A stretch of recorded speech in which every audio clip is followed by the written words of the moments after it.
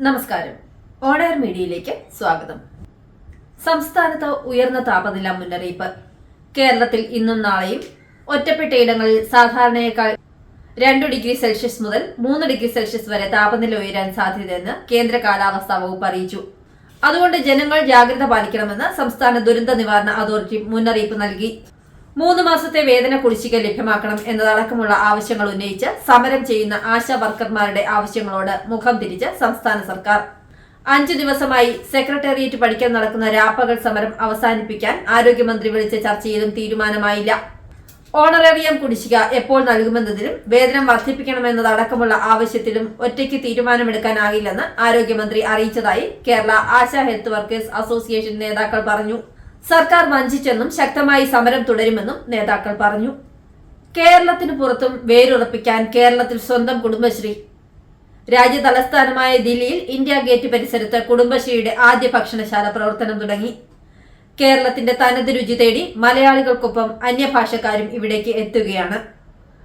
കാസർഗോഡ് സൽക്കാര കുടുംബശ്രീ യൂണിറ്റിലെ ലീലയുടെയും രഞ്ജിനിയുടെയും കൈപുണ്യമാണ് ദില്ലിയിലെ കഫേ കുടുംബശ്രീയുടെ സവിശേഷത. ഇവിടുത്തെ ആഹാരം വിശ്വസിച്ച് കഴിക്കാമെന്നും നല്ല വൃത്തിയിലാണ് ആഹാരം പാകം ചെയ്യുന്നതെന്നുമൊക്കെയാണ് ഭക്ഷണം കഴിക്കാൻ എത്തുന്നവരുടെ പ്രതികരണം. ഭക്ഷണം വിളമ്പുന്ന രീതിയും വളരെ നല്ലതാണെന്നും നല്ല രുചിയുള്ള ഭക്ഷണമാണെന്നും അഭിപ്രായമുണ്ട്. വീട്ടിലുള്ളവരോടെന്ന പോലെയാണ് പെരുമാറുന്നതെന്നും ആളുകൾ വിവരിക്കുന്നുണ്ട്.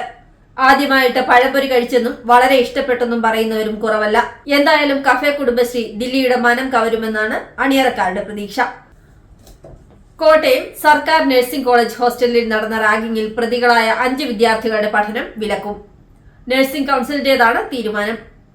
കോട്ടയം വാളകം സ്വദേശി സാമുവൽ ജോൺസൺ, മലപ്പുറം വണ്ടൂർ സ്വദേശി രാഹുൽ രാജ്, വയനാട് നടവയൽ സ്വദേശി ജീവ, മലപ്പുറം മഞ്ചേരി പയ്യനാട് സ്വദേശി റിജിൽ ജിത്ത്, കോട്ടയം കോരുത്തോട് സ്വദേശി വിവേക് എന്നിവരുടെ പഠനത്തിനാണ് വിലക്ക് ഏർപ്പെടുത്താൻ തീരുമാനിച്ചിരിക്കുന്നത്. നഴ്സിംഗ് കൌൺസിലിന്റെ തീരുമാനം കോളേജിനെ അറിയിക്കും. പ്രതികളായവരെ നേരത്തെ സസ്പെൻഡ് ചെയ്തിരുന്നു. സസ്പെൻഷനിൽ ഒതുങ്ങില്ലെന്ന് ആരോഗ്യമന്ത്രി വീണ ജോർജ് കഴിഞ്ഞ ദിവസം പ്രതികരിച്ചിരുന്നു. സസ്പെൻഷനിൽ തീരേണ്ട കാര്യമല്ല ഇത്. മറ്റൊരാളും ഇനി ഇത് ചെയ്യാതിരിക്കാനുള്ള സന്ദേശമായി നടപടികൾ സ്വീകരിക്കുമെന്നായിരുന്നു മന്ത്രിയുടെ പ്രതികരണം. റാഗിങ്ങുമായി ബന്ധപ്പെട്ട കോളേജ് പ്രിൻസിപ്പലിനെയും അസിസ്റ്റന്റ് പ്രൊഫസറെയും സസ്പെൻഡ് ചെയ്തിരുന്നു. Principal professor Sulekha, assistant professor Ajeesh P Mani എന്നിവരെയാണ് സസ്പെൻഡ് ചെയ്തത്. കലഞ്ഞൂർ പോത്തുംപാറ കമ്പകത്തും പച്ചയിൽ കടുവയെ കണ്ടതായി നാട്ടുകാർ അറിയിച്ചതിനെ തുടർന്ന് തിരച്ചിൽ ഊർജിതമാക്കി വനം വകുപ്പ്. വ്യാഴം വെള്ളി ദിവസങ്ങളിൽ കടുവയെ കണ്ടതായാണ് പ്രദേശവാസികളും ടാപ്പിംഗ് തൊഴിലാളികളും പറയുന്നത്. കോന്നി ഡിഎഫ്ഒ ആയുഷ് കുമാറിന്റെ നിർദ്ദേശപ്രകാരം പാടം ഫോറസ്റ്റ് സ്റ്റേഷൻ അധികൃതർ സ്ഥലത്ത് 2 നിരീക്ഷണ ക്യാമറകൾ സ്ഥാപിച്ചു. കോന്നി ഫോറസ്റ്റ് സ്ട്രൈക്കിംഗ് ഫോഴ്സും വനപാലകരും പ്രദേശത്ത് തെരച്ചിൽ നടത്തിയെങ്കിലും കടുവയെ കണ്ടെത്താൻ കഴിഞ്ഞില്ല. സ്വകാര്യ പാറമടയോട് ചേർന്ന് കിടക്കുന്ന റബ്ബർ തോട്ടത്തിലാണ് കടുവയെ കണ്ടതായി പറയുന്നത്. ഈ ഭാഗം ജനവാസ മേഖലയായതിനാൽ വനം വകുപ്പ് സ്ഥലത്ത് നിരീക്ഷണം ശക്തമാക്കിയിട്ടുണ്ട്.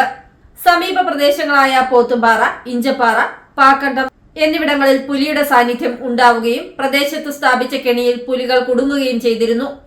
കടുവ സാന്നിധ്യം കൂടി പ്രചരിച്ചതോടെ ഭീതിയിലായിരിക്കുകയാണ് പ്രദേശവാസികൾ. കേരളം വ്യവസായ സൗഹൃദമാണെന്ന ശശി തരൂരിന്റെ ലേഖനത്തിനെതിരെ കോൺഗ്രസ് നേതാവ് കെ മുരളീധരൻ, തരൂർ വിശ്വപൗരനാണെന്നും അദ്ദേഹത്തിന്റെ അഭിപ്രായത്തിൽ തന്നെ പോലുള്ള സാധാരണ പ്രവർത്തകന് അഭിപ്രായം പറയാനാകില്ലെന്നും മുരളീധരൻ പറഞ്ഞു. തരൂരിന്റെ പ്രസ്താവനയ്ക്ക് ദേശീയ നേതൃത്വം മറുപടി പറയുമെന്നും മുരളീധരൻ മാധ്യമങ്ങളോട് പറഞ്ഞു.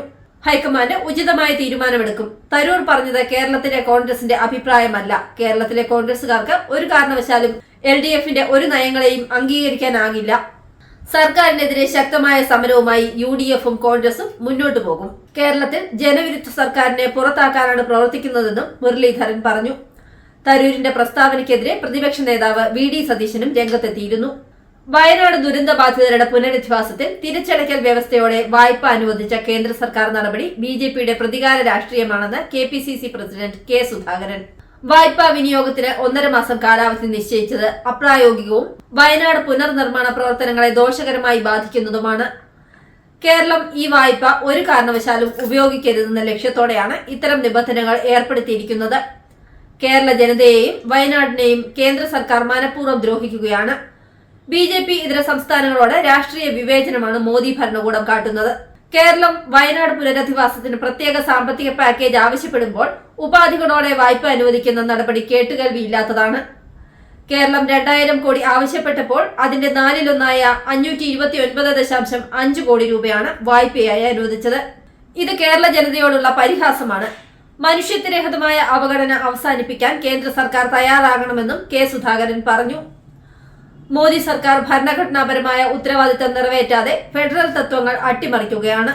പ്രകൃതിക്ഷോഭങ്ങളിൽ സംസ്ഥാനങ്ങൾക്ക് ലഭിക്കേണ്ട അർഹമായ അവകാശം ചോദിക്കുമ്പോൾ അത് നിഷേധിക്കുന്ന സമീപനമാണ് കേരളത്തോട് കേന്ദ്ര സർക്കാർ കാട്ടുന്നത്. പിണറായി സർക്കാരിന്റെ ഭരണത്തിൽ നിത്യനിദാന ചെലവുകൾക്ക് പോലും കാശില്ലാത്ത ധനപ്രതിസന്ധിയാണ് സംസ്ഥാനത്ത്.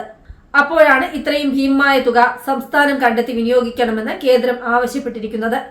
ഇത് വയനാട് പുനരധിവാസ പ്രവർത്തനങ്ങളെ അട്ടിമറിക്കുന്നതാണെന്നും ഇതിനെതിരെ കോൺഗ്രസ് ശക്തമായ പ്രതിഷേധം സംഘടിപ്പിക്കുമെന്നും കെ സുധാകരൻ പറഞ്ഞു. ആവശ്യത്തിന് പണം ഗ്രാന്റായി നൽകാതെ വായ്പ അനുവദിച്ച കേന്ദ്ര സർക്കാരിന്റെ നടപടിക്കെതിരെയും ആവശ്യമെങ്കിൽ സംസ്ഥാന സർക്കാരുമായി യോജിച്ച് സമരത്തിന് തയ്യാറാണെന്നും കെ സുധാകരൻ വ്യക്തമാക്കി.